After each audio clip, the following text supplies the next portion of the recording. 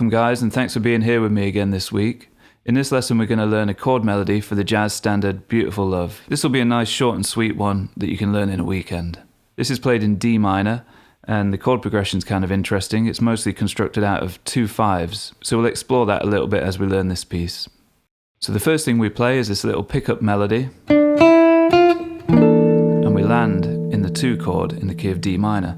This is E minor 11 with a flat 5. You can think of this as just E minor 7 flat 5, where the melody note has gone up a whole tone, and then we do return that melody note down to where you'd expect it to be, and then we connect it to an A7 with a sharpened 5th, so this would be the 5 chord, play another little melody line, and then land the F note on top here and bury it within a D minor 6 3-note voicing. So really we've outlined 2, 5, 1 in D minor right off the bat.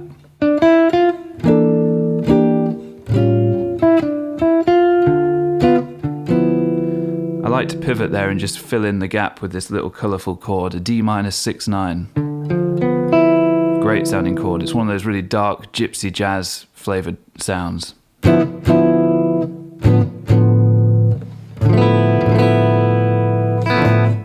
So that would be root, flat 3, 6, 9. As always, you can get hold of these lesson materials in tab and notation, Guitar Pro and PDF formats if you follow the links in the description.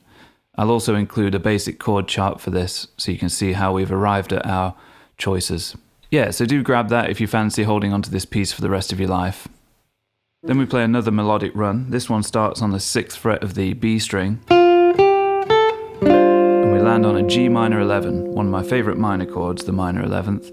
So think of a G minor 7, but where that top note is a whole tone higher. Again, like before, we then return that top note down to where you'd find it in a minor 7. And then we play a C7. I've gone for this voicing, which is a C7 with a flat 9 and a 13 in it. So we'd call it C13 flat 9. Resolve to the F major 7th. So again, that would be a 2 5 1. 2 5 1 in the key of F. So notice how we've gone from a 2 5 1 in D minor to a 2 5 1 in the key of F. Think about the relationship between those key centers and it all makes sense. The key of F, the relative minor is D minor. So we've gone from relative minor to major. So from the dark side of the key to the bright side of the key, if you will.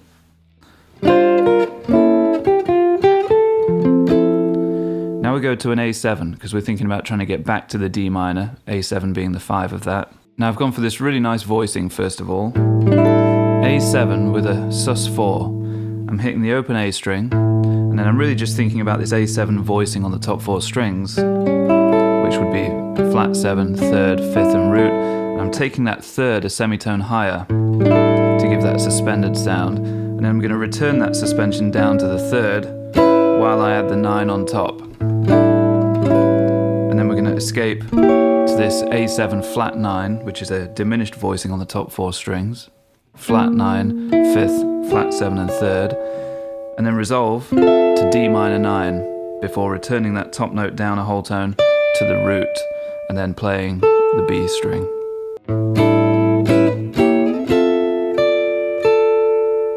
Before going down to the G minor 11 again, where we play this little melody that goes from the 11 to the flat 3 to the 5th, and then we go to a really spicy chord next. A B flat 9 with a flattened 5th or a sharp 11. I'm going to call it a flattened 5th in this case because there's no 5th anywhere else in the chord. You can think of this as being a B flat 7 first and foremost. Think of that 3-note voicing, and you're just adding the flat 5 on top. All I've done differently is take the 3rd out and replace it with the 9, just to make it sound that extra little bit spicy. And then resolve down to an A7 3-note voicing.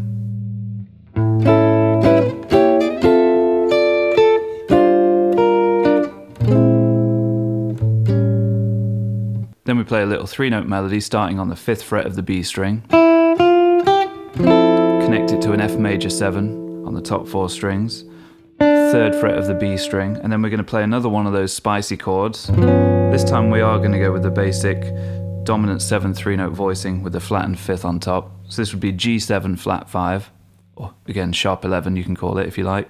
And then we have to slide that first finger up a semitone to get the next part of the melody. That can take a bit of practice, learning to tuck it in and angle it in under the rest of your hand. Good move to know though. And then we need an E minor 7 flat 5, so we're going to play this voicing here off the D string 5th fret, 5, 3, 5, and with the open E in the bass. It's a really good way of playing an E minor 7 flat 5. Now that comes from G minor 6, basically. I'm thinking G minor 6 and E minor 7 flat 5 are the same thing. That's an important concept to be aware of, and it's something I'm going to do a full lesson on actually. The multi-purpose nature of some of these chords. You know, if you took a G minor 6, take the bass note away and it looks even more apparent that it's an E minor 7 flat 5 hiding in there. So you can think of those two chords as totally interchangeable. So if you're ever short on good voicings for E minor 7 flat 5, throw in a couple of your G minor 6 voicings and see if they'll do the trick.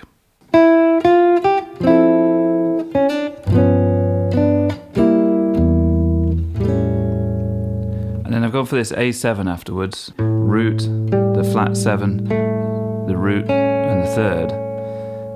And then we go back to the top. Go through everything again.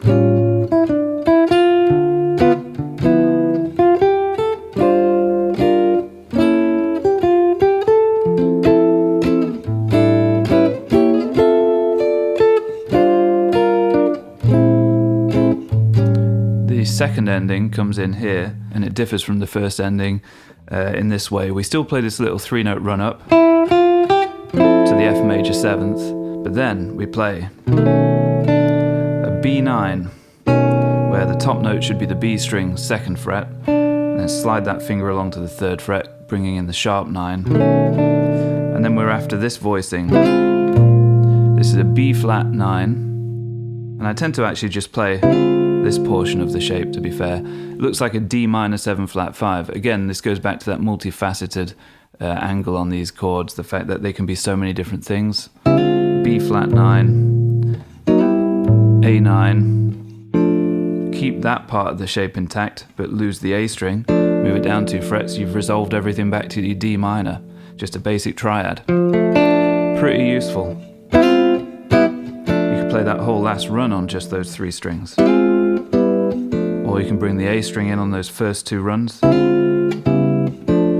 or bring the thumb in as well on those first 2. It's totally up to you. Okay, so here's that second ending.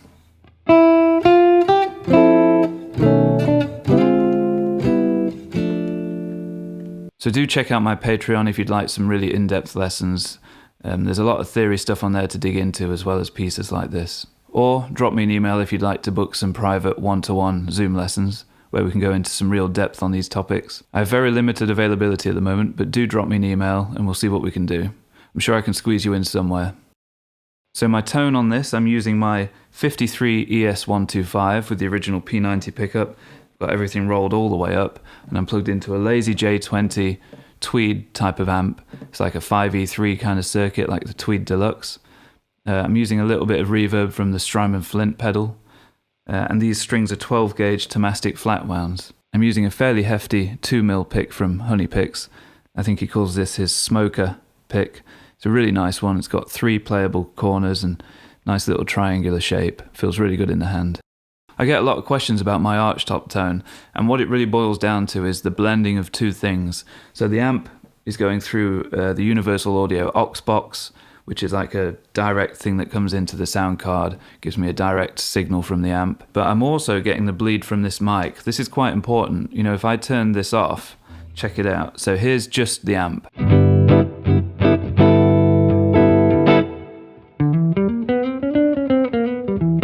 And here's both blended.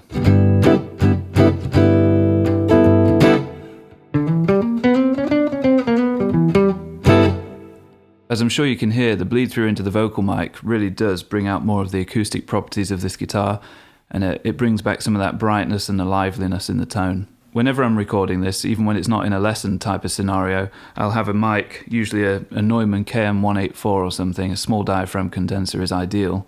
I'll have that just pointed at the body from a little bit of a distance away, and I'll blend that in with the direct signal through the amp. Now for this week's recommended listening, I'm going to recommend that you check out Nels Cline's Lovers album. He does a stellar version of this song on that album, and Julian Lage is doing the rhythm duties on that one. Pretty tasty. It's a double album and it covers a lot of jazz territory, from these more traditional pieces to some way more abstract and avant-garde stuff to some real soundscapey stuff. You know, if you know Nels Cline from his work with Wilco, he's a real creative guitar player. Beautiful command over tone and touch, and really unique as well. It's one of my favourite modern jazz albums. So yeah, do check it out.